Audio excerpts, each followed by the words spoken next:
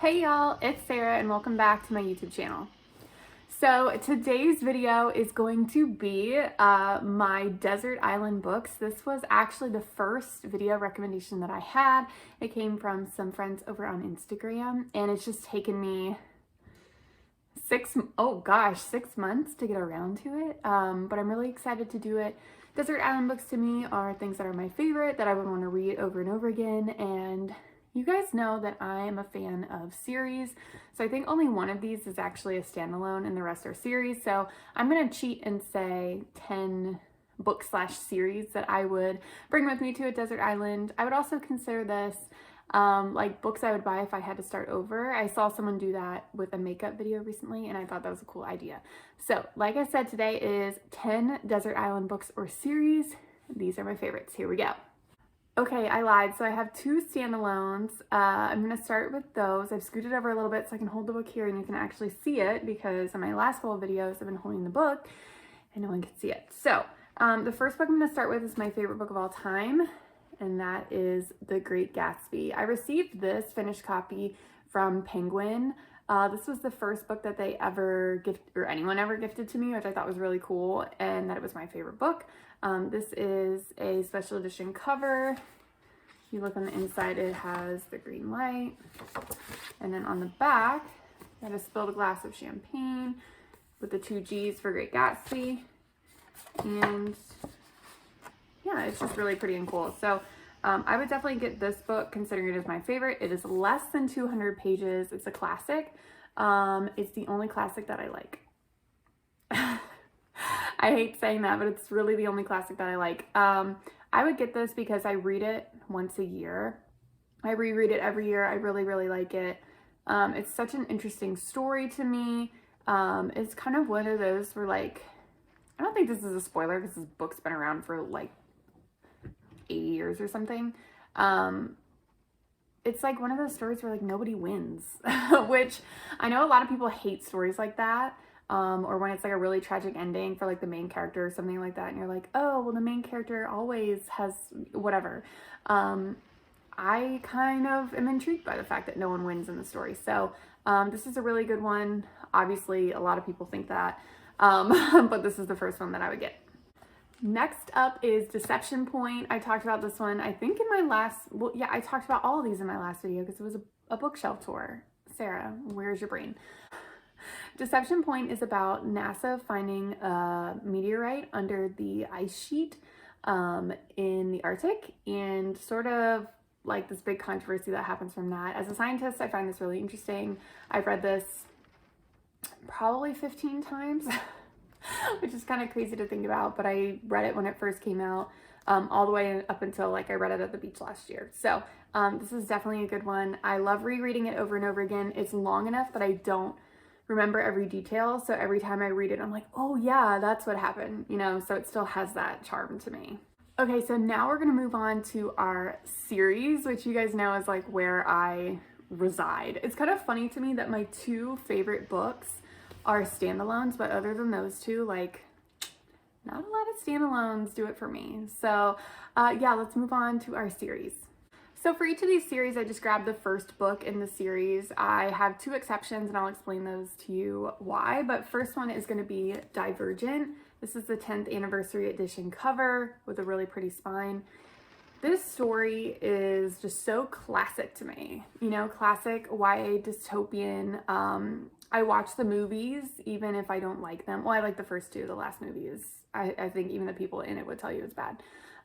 Theo James, I love him. 4 is one of my favorite book characters. Triss is one of my favorite book characters. Y'all have heard me preach about this before. The ending of Allegiant works for me, and I know some of y'all are gonna argue with me on that, but that's okay. So I love this series. I know it's gonna happen, and I don't really care that I know it's gonna happen. I just love being in this world. I think it's a really interesting concept, and just sort of like seeing how you fit in. A lot of people have read it, so it's one that you can talk about with a lot of people. So yeah, definitely the Divergent series. Next one I've also talked to death, and that is Truly Devious. I just posted about this one on my Instagram. Truly Devious is a trilogy. Well, I guess now it has a 4th book that's sort of like a standalone away from this location. But it's originally a trilogy.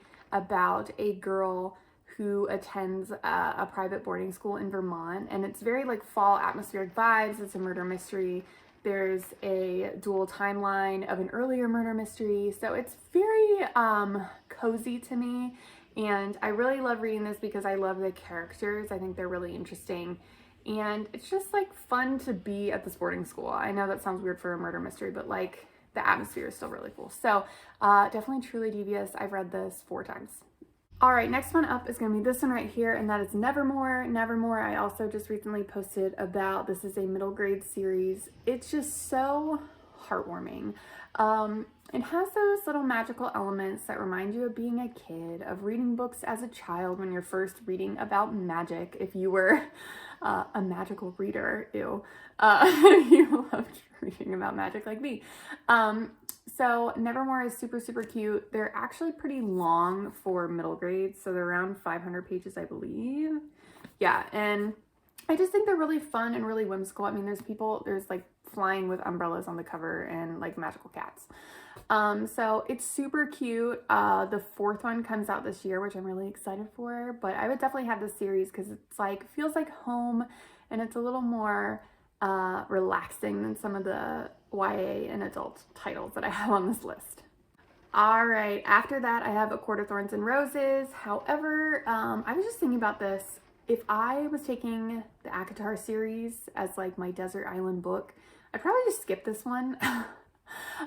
This book makes me not love Reese as much as I feel like everyone else does, and I just would rather forget that this book exists.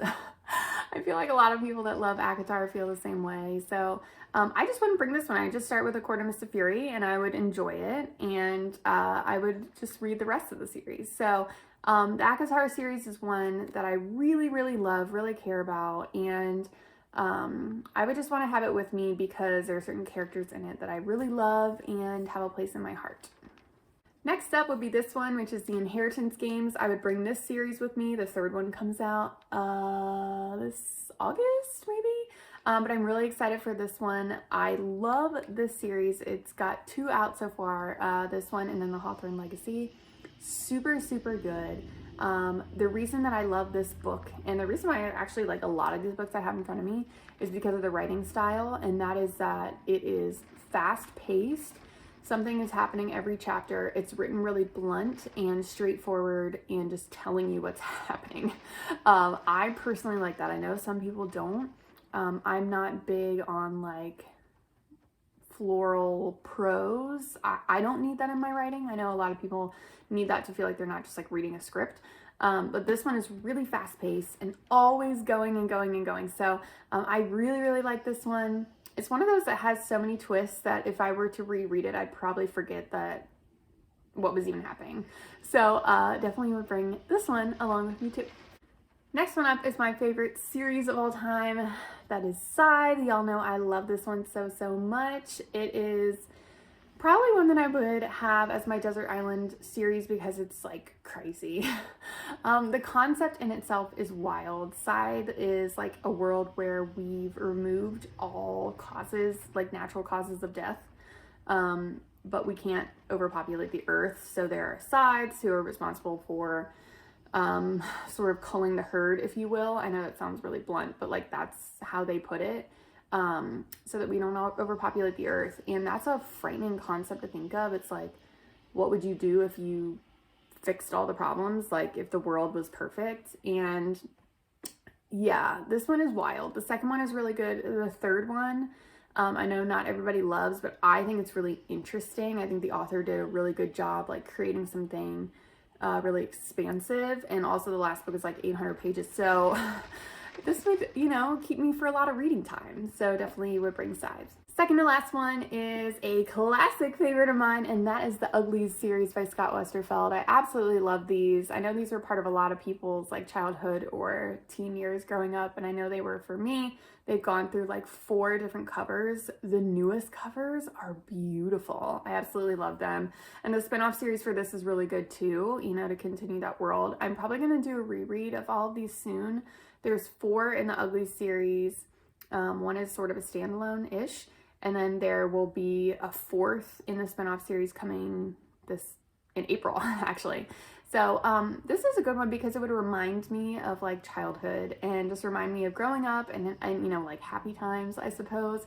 But I also think it's a very different world, very interesting, and it's super, super fast paced. So this is definitely a favorite as well.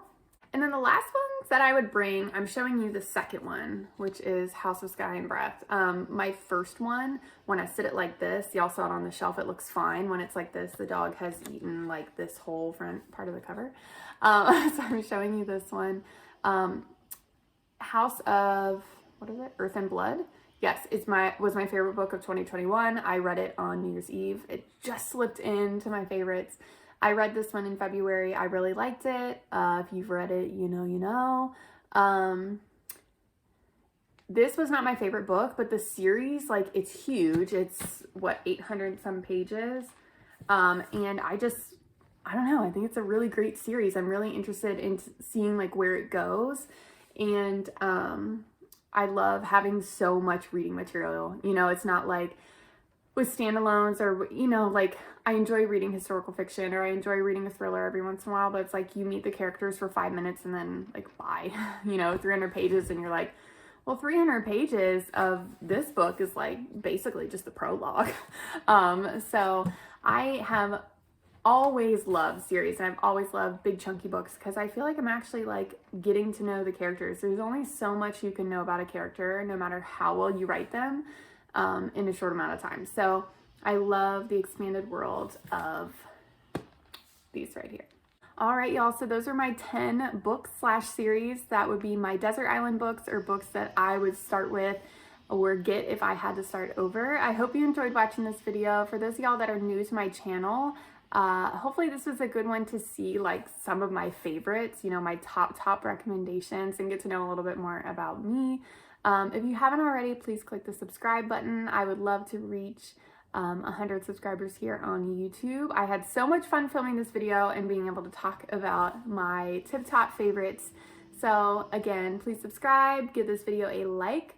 Let me know down in the comments what some of your desert island books would be, because I really want to know, because obviously like I really care about these, I know about these, but let me know about yours, and if I haven't read them I will definitely check them out. So thank you guys so much for watching and I'll see you in my next video. Bye.